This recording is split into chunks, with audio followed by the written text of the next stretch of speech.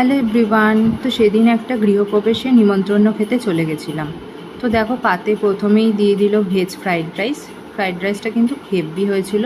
আর তার সাথেই দিয়েছিল সাদা আলুর দম। এই সাদা আলুর দমের কারিটা কিন্তু জাস্ট অসাধারণ খেতে লাগছিল। আর দেখো তারপরেই দিয়ে দিয়েছিল পনির বাটার মশলা। এই পনির বাটার মশলার পনিরগুলো এত সফট ছিল যে জাস্ট মুখে দিলেই মিলিয়ে যাচ্ছিল। আর এই ফ্রাইড রাইসের সাথে ওটা তো জাস্ট জমে গেছিলো। আর তারপরেই দেখো দিয়ে দিয়েছিল আমের চাটনি। এখনকার তো গরমকালে আমের চাটনি একদম সব অনুষ্ঠানেই মাস্ট। আমের চাটনি না হলে যেন ভালোই লাগে না। তো আমের চাটনির সাথে পাঁপড়ও সাথে দিয়ে দিয়েছিল।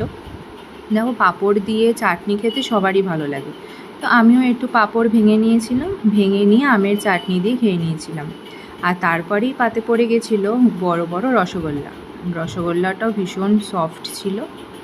তো রসগোল্লার খাওয়ার পরে একটা হাজমোলাও দিয়েছিল।